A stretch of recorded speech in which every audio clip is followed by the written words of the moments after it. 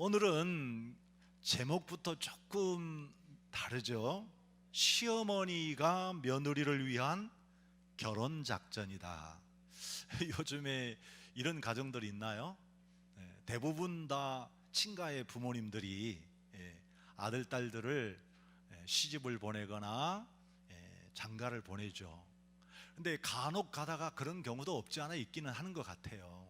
그런데 오늘 시어머니인 나오미가 며느리인 룻을 시집을 보내기 위한 작전을 펴고 있는 것을 볼 수가 있어요. 이렇게 일반적이지 않는 제목을 가지고 함께 얘기를 하려고 하니까 참 진짜 세상이 이렇게 망가졌냐, 혹시 이렇게 오해할지도 모르겠습니다. 왜냐하면 시어머니가 며느리를 이용해 가지고 혹시라도 자기의 어떤 이득을 채우려고 하는 것 아니냐, 일반적인 그런 이제 생각도 가질 수 있잖아요. 그런데 시어머니인 나오미가 그 며느리 룻을 시집 보내려고 하는 것은 이 며느리가 싫어서 그런 것도 아니고, 그리고 며느리를 이용해서 자기의 어떤 이익을 챙기려고 하는 것도 아닌 신앙이 이유였습니다. 믿음이 이유였어요. 아니 도대체 어떻게 해서 그렇게 신앙을 이야기할 수 있을까 생각해 볼 수 있죠. 이스라엘에는요 아주 독특한 제도가 하나 있었어요. 그게 뭐냐면 고엘 제도라는 겁니다. 고엘 제도, 혹시 들어보셨나 모르겠습니다. 구약시대에 보면 이 고엘 제도에 대해서 설명하고 있어요. 자료에 의하면요, 이 고엘 제도라는 히브리 음력으로 고엘이라고 하는 말이 기본적으로 무르다, 되찾다, 구속하다 라고 하는 이 의미를 가진 이 말에 어원을 두고 있습니다. 그래서 이 고엘이라고 하는 말은 보상할 자, 회복할 자, 구속할 자라는 뜻인데, 이 한글 개역 개정에 근족, 기업 물을 자, 보수자 이런 단어로 번역을 했습니다. 이 고엘이라고 하는 말을 정리해 보면 아주 가까운 친족이 어려움을 당했을 때 구해줄 의무와 권리가 있는 자를 말한다라고 할 수 있습니다. 조금 더 우리가 성경적으로 여러분에게 설명을 드리면 한 세 가지 차원에서 고엘 제도가 적용이 되어졌는데요, 이런 규정법이 있습니다. 첫 번째는 기업 물을 법입니다. 기업 물을 자, 레위기서 25장에 나오는 말씀이에요. 기업 물으는 법은 아주 가난하여 땅을 팔았을 때 가장 가까운 친족 중에 사람이 그 땅값을 대신 지불해주고 그 땅을 다시 되찾아주는 것, 기업을 되찾아주는 것, 이런 것이 기업 물을 자의 법입니다. 두 번째의 법은 계대 혼인법이 있는데, 이 계대 혼인법이란 신명기 25장에 설명이 되어 있어요. 계대 혼인법은 맏아들이, 어떤 한 가정의 맏아들이 안타깝게도 아들 없이, 자녀가 없이 돌아가셨어요. 그렇게 되어지면 그 집안의 형제 둘째가 형수에게 장가를 가고 자녀를 낳아야 되는 이런 이제 계대 혼인법이 있었습니다. 그래서 반드시 이 가정의 첫째 대지는 장자의 집안을 이렇게 후사를 이어주는 것이 있었습니다. 자, 만일에 이렇게 형제들이 없거나 또 낳지 못하고 죽었을 때는 가장 가까운 친족이 그 의무를 이행하는 법을 계대 혼인법이라고 합니다. 그래서 오늘 여기 룻과 나중에는 보아스가 결혼하게 되어지는데 바로 그런 원인이 되어지죠. 세 번째는 이 고엘 제도 중에 동해 보보법이라는 것이 있습니다. 레위기서 24장, 또 출애굽기 21장, 민수기 35장, 신명기 19장 곳곳에 많은 곳에 이런 말씀이 나오는데요, 생명은 생명으로 갚는다. 이를테면 보복의 원리, 보수의 원리인데, 혹시라도 우리의 가족 형제들이 아무런 죄 없이 무고하게 이렇게 해를 받고 만일에 죽었다, 그러면 해를 끼친 사람에 대해서는 반드시 그 아래 동생이나 가족, 친족들이 보복해 주는 법입니다. 물론 재판을 해야 됩니다. 합법적으로 재판을 해서 그들에게 허락되었을 때에 이제 살인자를 구금하고 처벌하는 그런 이제 법이 바로 동해 보복법이라는 것입니다. 이걸 우리는 고헬 제도라고 구약에 나오는 중요한 제도인데, 오늘 말씀을 한번 우리가 살펴보게 되었지만, 여러분 지난주의 이야기를 한번 조금 더 우리가 회고해 보아야 할 것 같습니다. 지난주에 룻이 말이죠, 이삭 줍기를 하잖아요. 그래서 우연히 보아스의 땅에 가서, 밭에 가서 이삭을 줍게 되어졌는데, 마침 보아스가 저 예루살렘 성읍에서 그 밭에 나왔다가 결국 룻을 만나게 되어지는 이야기, 그리고 룻이 이 보아스로 큰 은혜를 입는 이야기들, 하루 동안 열심히 룻이 이렇게 수고해서 이 이삭을 탈곡을 해가지고 어머니에게 가지고 돌아가서, 어머니 제가 이렇게 하루 동안 수고했습니다. 어머니를 위해서 준비한 식사와 그리고 준비했던 그 곡식을 내어 놓지 않습니까? 온 종일 기다렸던 시어머니 나오미가 이렇게 젊은 과부였지만 열심히 일하고 돌아오는 룻을 보고 굉장히 반가웠겠죠. 그리고 도대체 너는 어디에 가서, 누구 집에 가서 이렇게 수고했냐라고 물어보니까 룻은 전혀 지금 이 상황을 몰라요. 이 룻이 대답하기를, 제가 가고 보니까 보아스라고 하는 분이 주인이었고, 이 보아스가 제게 굉장히 큰 은혜를 베풀어 주셨어요. 참 고마운 분이죠 라고 이제 보아스의 얘기를 하니까, 오늘 이 나오미가요, 듣자마자 아주 굉장히 깜짝 놀라가지고 하는 말이 뭐라고 하느냐, 정말 하나님은 위대하신 분이라고 찬양하면서 하시는 말씀이, 그 보아스가 말이지 우리 집안에 아주 가까운 친족이고 우리의 기업 물을 자, 기업 물을 자, 고엘 제도로 보자면 기업 물을 자, 우리 집안을 다시 회복시켜 줄 수 있는 좋은 분이 바로 보아스였다라고 하는 말씀을 하시고 난 다음에, 오늘 그 다음에 바로 작전을 펴는 것이, 오늘 이 나오미 시어머니가 며느리인 룻에게 너는 보아스에게 이렇게 해라 라고 하면서 작전 지시를 하는데, 그게 바로 기업 물을 자에게 계대 혼인법에 의한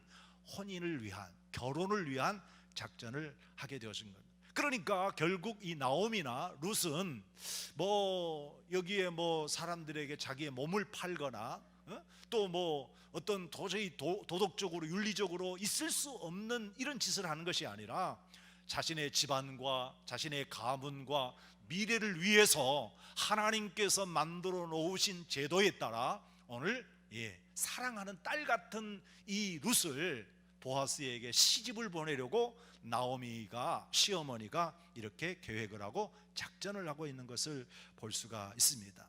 자, 오늘 나오미는요, 그의 딸 같은 며느리 룻에게 하는 말이, 너는 오늘 밤에 아마도 지금 타작하고 있는 타작마당에 보아스가 있을 거다. 그러니까 그 보아스가 있을 테니까 너는 목욕을 깨끗하게 하고 기름을 발라, 다시 말하자면 깨끗하게 화장을 하고, 그리고 난 다음에 새 옷을 예쁘게 갈아입고 난 다음에 그 타작마당에 가서 보아스가 잠자는 침실에 가서 누워있다가, 그가 뭐라고 할지 어떻게 할지 모르지만 하나님이 하시는 일을 한번 기대하고 그렇게 보아스에게 가라라고 하는 이렇게 지시를 하게 되어지죠. 참 이런 이제 말을 들었던 룻이 반응이 어떻게 할 것 같아요? 어떻게 보면은 시어머니가 해도 너무한다, 아니 어떻게 나한테 저렇게 딴 남자한테 시집가라고 할까? 그리고 또 보면 보아스가 자꾸 룻을 향해서 뭐라고 부르느냐 하면 따라가거든요.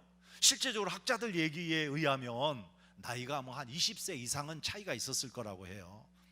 딸 같은 진짜 사람인 거죠. 그러니까 지금 이렇게 젊고 싱싱한 룻이 비록 과부가 되어졌지만 저렇게 늙은이한테 시집가라고요? 이렇게 이제 생각할 수도 있잖아요. 그래서 여러 가지 면에서 참 어떻게 보면 말도 안 되는 것 같은데, 시어머니는 그냥 단순히 자기의 어떤 이익을 위해서가 아니라 가문의 대를 잇고 가문의 영광을 위해서 하나님이 우리 이 유대인들에게 말씀하신 이 계대 혼인법, 또 기업 물을 자를 통해서 다시 한번 이 가정과 가문을 회복시키는, 내 남편 엘리멜렉 그리고 두 아들, 이 아이들이 비록 죽었지만 저 보아스를 통해서 하나님이 회복시켜 주실 것이다 라고 하는 위대한 믿음을 가지고 오늘 사랑하는 딸 같은 며느리 룻에게 너는 이렇게 행동해라 라고 말씀을 했던 거죠. 그런데 여기 이 룻이 어떻게 반응을 해요?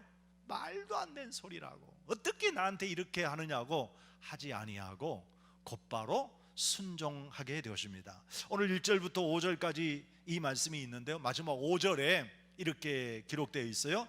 룻이 시어머니에게 이르되 어머니의 말씀대로 내가 다 행하리이다. 그러니까 우리가 이 말씀을 지금 고엘 제도를 이해하지 못할 때는 참 말도 안 된 황당한 일이다, 그리고 그 시어머니나 며느리가 다 똑같네, 이런 생각을 할지 모르겠지만 왜 이 룻기가 우리에게 중요하느냐 하면 이 룻기는 단순히 가정 이야기가 아니에요.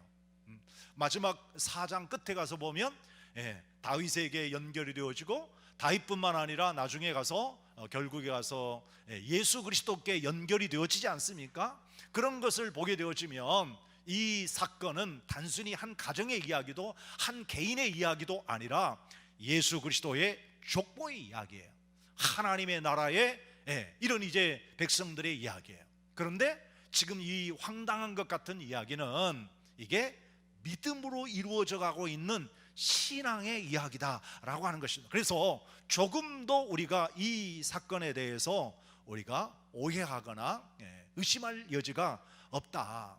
어떤 사람들이 이런 내용을 보니까 시어머니가 자기 며느리를 가지고 참 등쳐먹는다고, 자기 며느리를 이용해 가지고 어떻게 저렇게 몸 팔아 가지고 자기 이익을 챙겨 먹냐고 그렇게 생각할 사람들도 얼마든지 있을 거예요. 그리고 이 룻도 세상에 나이가 무슨 상관이요, 돈 많은 남자면 최고지, 저렇게 그냥 세상에 유력한 사람 내가 내 남편으로 삼는다고 하면 나는 그냥 인생이 그냥 쫙 펴지겠네, 이런 생각을 가질지 가졌다고 생각할지 모르잖아요. 그러나 전혀 그렇지 않습니다.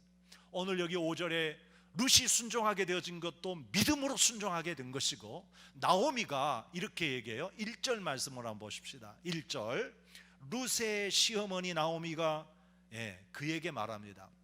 그러니까 룻에게 하는 말이죠. 시어머니인 나오미가 룻에게 말하기를 내 딸아 내가 너를 위하여 안식할 곳을 구하여 너를 복되게 하여야 하지 않겠느냐. 그러니까 이 말 속에 담겨져 있는 이야기는 뭐냐면 이 룻을 통해서 자기의 이익을 챙겨 먹겠다는 것이 아니라 진짜 룻이 잘 되기를 바라는 거예요. 자기 며느리지만 딸 같은 이 며느리가 행복하게 살기를 바라는 거예요.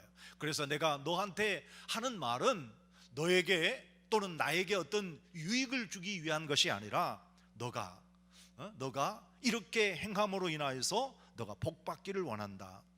내가 영원히 이 세상을 살 수도 있는 것도 아니고 또 너를 위해서 해줄 수 있는 것도 아닌 이 상황 속에서 그야말로 너의 행복과 앞으로 미래에 잘 되기를 원한다라는 진짜 어머니 같은 마음을 가지고 사랑하는 룻에게 이렇게 보아스에게 가라고 말씀하고 있는 것입니다. 그러므로 오늘 사랑하는 여러분들, 결국 이 룻이 어머니의 말씀에 순종하겠다고 했는데요, 자, 어떻게 순종하는지 한번 볼까요? 7절 말씀을 보면 7절 말씀을 보게 되어지면 이 룻이 그 어머니 말대로 타작마당에 가가지고 가만히 보니까 자신의 그 보아스가 거기 타작을 다 마치고 난 다음에 얼마나 참 즐겁던지 거기에 있는 사원들과 함께 막 파티를 한 것 같아요. 그래서 뭐 맛있는 음식도 먹고 또 한 잔의 술도 하셨는지 아주 굉장히 참 유쾌한 모습이 보여요. 한번 7절 볼까요? 7절입니다. 보아스가 먹고 마시고 마음이 즐거워 가서, 이렇게 얘기하고 있잖아요. 그러니까 굉장히 참 기분 좋은 모습을 표현하고 있죠. 그런데 지금 룻은 뭐 하고 있어요? 어머니 말대로 보아스가 잠을 자는 잠자리 하는 그 침상에 가서 기다리고 있습니다.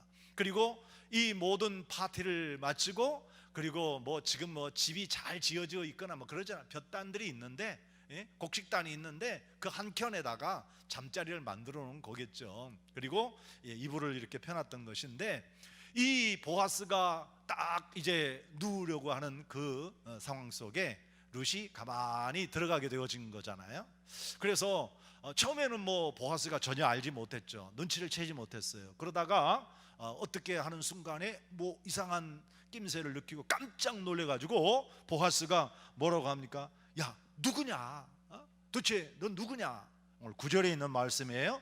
내가 누구냐라고 물어봅니다. 그랬더니요, 그때에 이 룻이 대답을 합니다. 뭐라고 대답합니까? 여기에 신앙의 메시지가 담겨 있어요. 그러니까 단순히 지금 현재의 자신의 어떤 욕정을 채우기 위한 것도 아니었고, 또 시어머니가 시켜가지고 돈벌이 하기 위해서 가는 것도 아니에요. 여기 9절 말씀을 한번 보십시다. 한번 읽습니다. 시작. 이르되 내가 누구냐 하니 대답하되 나는 당신의 여종 룻입니다. 그리고 하는 말이 당신의 옷자락을 펴서 당신의 여종을 덮어주세요. 왜냐하면 이는 뭐예요? 당신이 우리 집안에, 우리 남편 집안에, 우리 시아버지 집안에 기업 물을 자 되민이다 라고 얘기해요. 그러니까 지금 현재의 이 룻이 시어머니 말씀에 순종하게 되어진 것은 그냥 아무런 목적도 없고 생각도 없이 그냥 어머니를 위해서 하는 것이 아니라, 이도 역시 그가 하나님을 믿겠다고 했으니까 하나님 나라의 고엘 제도를 분명히 알고 이 남편 되어진 분이 돌아가셨기 때문에 이제는 지금 여기 이 보아스가 우리 남편을 대신해서 우리 집안을 다시 한번 되살려주고 일으켜주고 회복시켜줄 수 있는 이런 분이 되어질 거라고 하는 기업 물을 자라는 것을 알고 그곳에 가게 되었다라고 하는 것이죠. 사랑하는 여러분들, 오늘 우리가 이렇게 하나님을 신실하게 믿고 어떤 일들을 처리해 나아갈 때에 그곳에 하나님의 역사가 이루어져요. 특히 결혼이라고 하는 이 대사에 있어서 우리 사람들이 생각하는 대로 방법대로 이루어집니까?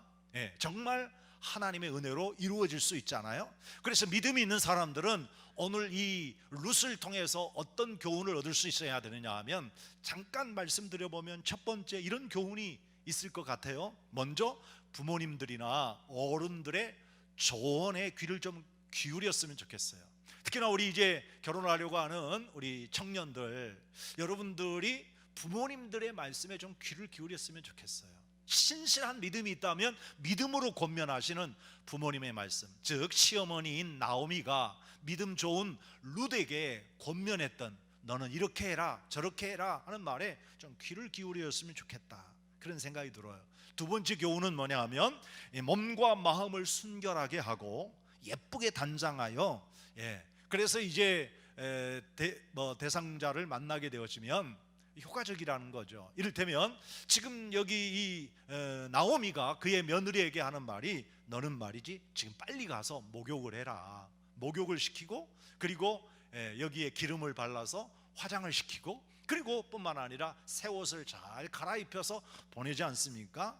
자, 이런 것을 보면 자신의 몸을 순결하게 할 뿐만 아니라 아주 예쁘게 단장해서 만나게 되어지면 굉장히 좋은 효과가 있을 수 있다라는 거죠. 세 번째 가서는 어떤 일을 시작할 때, 지금 뭔가 여기 굉장히 놀라운 프로젝트가 진행되잖아요. 시작할 때에 어느 기간 동안은 좀 비밀이 유지되었으면 좋겠다, 이런 생각이 들어요. 너무 섣불리 오픈했다가 나중에 잘못되어지는 경우들도 있으니까. 그래서 나오미가 뭐라고 얘기하느냐 하면, 이렇게 은밀한 가운데에서 진행해라. 그리고 보아스가 나중에 이 룻이 떠날 때도 그날 하룻밤을 같이 함께 지내지만 새벽 일찍이 아무도 몰래 거기에 보리 곡식을 주어서 돌아가게 하는 그런 장면을 보면, 참 어떤 일을 해나갈 때는 때에 따라서는 좀 어느 정도 기간 동안 은밀하게 비밀 유지도 필요하겠다. 마지막, 이렇게 어머니가 권면하는 말씀이었지만 자신이 믿음으로 받아들였기 때문에 순종하는 그는 어떻게 하느냐, 아주 적극적으로 대시해요. 아주 적극적이었어요. 그래서 룻이 자신의 입장과 처지를 생각해 보면 이방 여자고 젊은 여자인데 나이 많이 잡신 보아스에게 이렇게 가서 행동한다고 하는 것은 쉽지 않는 일이잖아요. 그런데도 불구하고 굉장히 적극적으로 행동하는 것을 보면 우리 믿음으로 기도하고 확신이 있었을 때는 이처럼 뭔가 열심히 도전해 보는 것도 우리가 배워야 할 교훈이 아니었나라는 것을 한번 말씀을 읽으면서 생각했어요. 사랑하는 여러분, 오늘 우리 주님께서 여러분과 저에게 은혜 베풀어 주시고 그리고 그 주시는 은혜를 따라서 어떤 만남이 이루어질 때 여기 룻과 보아스 그리고 오늘 나오미와 룻을 한번 잘 생각하시고 은혜의 교훈을 얻으시기 바랍니다. 자, 두 번째는 이제 두 사람이 만났습니다. 깜짝 놀래가 너 누구냐? 라고 하잖아요. 그랬더니 저는 룻입니다. 그리고 제가 당신이 어떤 분인지를 알게 됐습니다. 당신은 우리 집안의 기업 물을 자입니다 라고 얘기를 하잖아요. 그랬더니 이 보아스가 그 얘기를 듣고 어떻게 얘기를 하느냐 하면 정말 깜짝 놀랐을 거예요. 어떤 그냥 젊은 여인이 자기 침상에서 이렇게 누워 있으니까 얼마나 놀랬겠어요. 그런데 그를 향해서 뭐 책망하지 않고 정말 뭐 혼내지 않고 자연스럽게 이 문제를 받아들이게 되어지는데 10절 말씀을 보면 보아스가 참 믿음의 사람이라는 걸 알 수 있어요. 10절에 한번 읽어보죠. 그가 이르되 내 딸아 여호와께서 내게 복 주시기를 원한다. 그러니까 당신이 나의 기업 물을 자입니다. 그래서 나가 이렇게 왔습니다 라고 하는데 참 너는 복 받을 사람이야 라고 얘기하면서 무슨 얘기를 해죠? 자, 그 다음 저 봅시다. 내가 가난하건 부하건 누구에게 가지 않았어요? 젊은 사람에게 가지 않고 나 같은 나이 먹은 늙은 사람에게 오다니. 그러면서 그 그녀에게 축복하고 있어요. 분명코 이 룻의 입장에서 보자면 뭐 가난하든 부하든 앞으로 미래가 창창한 젊은 사람이 훨씬 낫다라고 생각할 수도 있겠지만 오늘 10절의 말씀을 보면 보아스가 너는 가난하든 부하든 상관할 것 없이 젊은이가 아니라 정말 믿음을 따라 기업 물을 자를 찾고 있었다는 것, 이건 정말로 놀라운 일이다, 정말 복받을 일이다 라고 하면서 그에게 복을 빌어줘요. 그리고 두 번째 하는 말을 보면 이렇게 얘기합니다. 11절이에요 그래, 그리고 이제 내 딸아 두려워하지 말아라. 내가 내 말대로, 지금 나를 기업 물을 자라고 했잖아요. 내 말대로 내가 다 그대로 할 거야. 다시 말하자면 당신은 나의 기업 물을 자입니다. 생각해 보세요. 이 보아스가 지금 나이가 정확하니 얼마인지는 모르겠지만 긴 세월 동안 결혼하지 않고 홀로 살았다고 하는 나름대로 뭔가 이유가 있었을 거 아닙니까? 아무나 함부로 이렇게 하자. 돈도 있고 힘도 있고 능력도 있던 사람인데 왜 장가를 못 갔겠어요? 그런데 뭔가 이유가 있었을 거 아니에요. 그런데 지금 이 밤에 찾아온 이 룻을 보고 단순간에 아무런 조건과 어떤 말도 하지 않고 나는 네 말대로 내가 기업 물을 자가 되겠다라고 얘기하는, 이것도 뭐예요? 해석할 수 있는 유일한 해석은 믿음으로 보아스가 이 문제를 받아들였다, 신앙으로 이 문제를 받아들였다라고 밖에 해석이 되어지지 않습니다. 그래서요 이렇게 보아스가 당신이 나한테 한 말대로 난 그대로 따르겠다. 그러면서 한 가지 더 말하는데 내가 너에 대한 소식을 들었고 나도 이렇게 봐보니까 알게 됐는데 너는 모든 동네 사람들에게 아주 현숙한 여인이라고 소문도 났고 나는 그렇게 생각한다, 이렇게 얘기를 하면서 내가 당신이 원하는 대로 기업 물을 자가 되어줄게, 그렇게 얘기해요. 그런데 세 번째 12절 말씀 보면 12절 13절의 말씀을 보면 문제가 하나 있다는 거, 반드시 이 문제가 해결되어야 된다는 거. 뭐냐면 지금 내가 당신을 위해서 기업 물을 자로 나는 동의하고 그렇게 하겠다고 했지만 우리 계대 혼인법 즉 고엘 제도에서는 순서가 있어요. 순서가. 그러니까 가장 가까운 사람이 우선권이 있는 거야. 우선권. 너가 나에게 시집 오겠다고 하지만 그런데 너네 집안하고 너의 아버지나 내 남편하고 지금 나하고 중간에 나보다 더 가까운 친척이 있는데 그분이 너에게 이렇게 고일 제도에 따라서 너에게 시집을 장가를 간다든지 또 이렇게 뭐 기업을 물은다든지 하게 되어지면 내가 우선권이 없기 때문에 너에게 할 수 없어. 그러나 나는 이 문제에 대해서 명확하게 모든 사람들 앞에서 재판을 할 것이고, 그분이 하겠다고 한다면 어쩔 수 없이 그게 주님 뜻이니까 받아들일 수밖에 없고, 만일에 거부하게 되어진다면 내가 책임져 줄게, 내가 반드시 기업을 물을 거야 라고 하면서 그날 밤 약조를 합니다. 놀라운 일이죠. 이 보아스는 어떤 인간적인 감정에서가 아니라 정말 말씀대로 하나님의 뜻에 따라서 철저하게 그 말씀을 지키면서 이렇게 고엘 제도에 따라서 순종하기로 작정하게 되었습니다. 이러한 말을 들었던 이 룻은 그날 밤 이제 하룻밤을 보내고 이른 새벽에 어머니가 계시는 곳으로 돌아오는데, 돌아갈 때 보아스가 이제 자루에다가 6번씩이나 이 곡식을 데워주면서 그것을 지고 어머니에게 가라고 하죠. 그래서 아침 일찍이 새벽녘에 이제 어머니에게 돌아오게 되었습니다. 어머니에게 돌아왔던 이 룻이 인사를 하니까 이 시어머니가 얼마나 반갑고 그날 밤 도대체 무슨 일이 있었는지, 밤새 어떤 일이 있었는지 얼마나 궁금하겠어요. 그래서 시어머니가 며느리 룻을 보자마자 야야 너 어젯밤 어떻게 된 거야? 어떻게 된 거야? 하고 물어보니까 이 룻이 얘기를 해요. 그날에 있었던 이야기를 쭉 설명을 하는 겁니다. 그러니까 이 말을 들었던 시어머니가 얼마나 기쁘겠어요. 얼마나 감사하겠어요. 그런데 한 가지 지금 문제가 있죠. 지금 보아스는 나오미도 좋아하는가 봐요.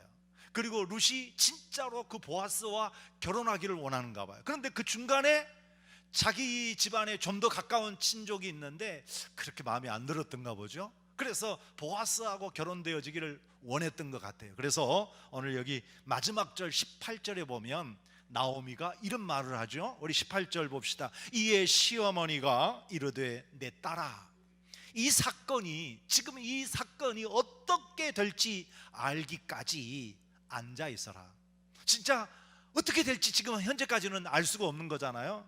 그래서 한번 기다려봐라. 어떻게 될지, 하나님이 어떻게 일하실지 한번 우리 기다려보자, 뭐 이런 뜻이죠.